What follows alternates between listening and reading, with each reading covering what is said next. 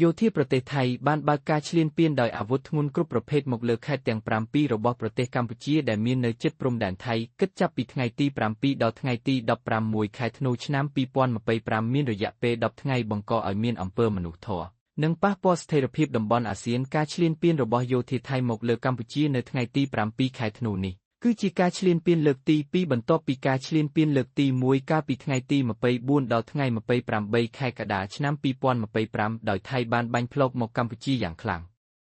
ផ្អែកតាមសកម្មភាពឈ្លានពានដោយយោធារបស់ថៃមកលើកម្ពុជានិងព័ត៌មានពាក់ព័ន្ធផ្សេងគិតត្រឹមថ្ងៃទី16ខែធ្នូនេះថៃអាចបន្តឈ្លានពានកម្ពុជាលើសពី10ថ្ងៃនេះបន្តទៀតបើទោះបីមានការស្នើសុំឲ្យមានការចរចាបង្កើតឲ្យមានបទឈប់បាញ់ជាលើកទី2ដោយប្រទេសម៉ាឡេស៊ីអាមេរិកចិននិងប្រទេសផ្សេងទៀតក៏ដោយសម្រាប់កម្ពុជាអាចទទួលយកការសម្រុះសម្រួលពីប្រទេសជាមិត្តដើម្បីមានបទឈប់បាញ់លើកទី2ដើម្បីការពារការខូចខាតកាន់តែធ្ងន់សម្រាប់ប្រទេសទាំងពីរប៉ុន្តែថៃបន្តបដិសេធដោយមូលហេតុផ្ទាល់ខ្លួននិងចង់បន្តវាយបំបាក់កម្ពុជាឲ្យដល់គោលដៅរបស់ថៃបើផ្អែកតាមស្ថានភាពនយោបាយអន្តរជាតិការឈ្លានពានរបស់ថៃមកលើកម្ពុជានឹងត្រូវតែមានការសម្រុះសម្រួលដោយបទឈប់បាញ់នៅពេលណាមួយខេត្តទាំង7ដែលកងទ័ពថៃឈ្លានពានមានដូចជាខេត្តព្រះវិហារឧត្តរមានជ័យបន្ទាយមានជ័យបាត់ដំបងពោធិសត្វកោះកុងនិងសៀមរាបចំពោះខេត្តប៉ៃលិនដែលមានព្រំប្រទល់ជាប់ព្រំដែនថៃនោះពុំមានការឈ្លានពានពីកងទ័ពថៃចម្ងាយដែលថៃឈ្លានពានចូលក្នុងដែនដីអធិបតេយ្យភាពរបស់កម្ពុជាមានចម្ងាយពីព្រំដែនកម្ពុជាថៃ70គីឡូម៉ែត្រត្រង់ចំណុចភូមិសាស្ត្រស្រុកស្រីស្នំខេត្តសៀមរាបចំពោះទីតាំងរបស់កម្ពុជាដែលក្តៅខ្លាំងដោយការយោធាថៃឈ្លានពានមានដូចជាភូមិព្រៃច័ន្ទភូមិជោគជ័យធម្មតាប្រាសាទព្រះវិហារស្រុកសំរោងប្រាសាទតាមាន់ធំប្រាសាទតាក្របីថ្មដូនអូស្មាច់និងផ្សេងទៀតដែលនៅលើដែនដីរបស់កម្ពុជាទាំងអស់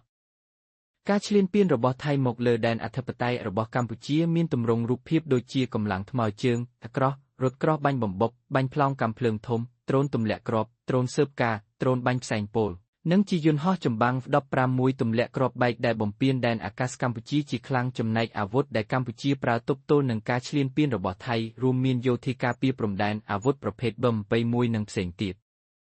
គិតត្រឹមរយៈពេល10ថ្ងៃនៃការឈ្លានពានរបស់យោធាថៃលើកទី2មកលើប្រទេសកម្ពុជានាពេលនេះបានបង្កឲ្យប្រជាជនកម្ពុជាដែលមានជនស៊ីវិលស្លាប់15នាក់របួស73នាក់និងជនភៀសសិទ្ធចំនួន45293នាក់ផ្លាស់ប្ដូរទីលំនៅដោយបង្ខំសម្រាប់ថៃវិញក៏ជួបបញ្ហាដូចគ្នាខាងលើគ្រាន់តែថៃបានផ្សាយអំពីចំនួនយោធាស្លាប់17នាក់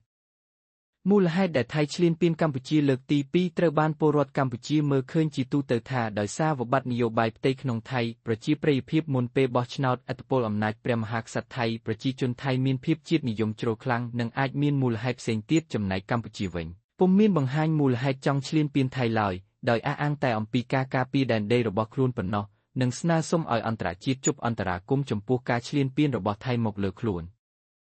ក្នុងរយៈពេល10មកនេះការឈ្លានពានរបស់ថៃក្នុងគោលដៅដណ្ដើមយកដែនដីរបស់កម្ពុជាក្នុងភូមិសាស្ត្រណាមួយនៃខេត្តទាំង7ខាងលើពុំទាន់មានរបាយការណ៍ច្បាស់លាស់ថាថៃដណ្ដើមបានទីតាំងណាមួយឲ្យបានច្បាស់លាស់ឡើយខណៈដែលកម្ពុជាផ្សាយថារក្សាបានគ្រប់ទីតាំងរបស់ខ្លួនការពារក្នុងដែនដីរបស់ខ្លួននិងបន្តទប់ទល់ចំពោះការឈ្លានពានរបស់ថៃបន្ត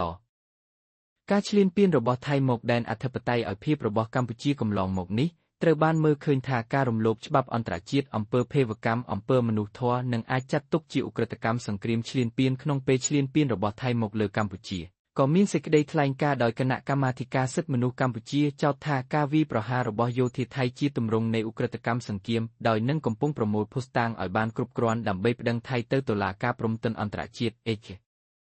អត្ថបទដោយហេងរិទ្ធ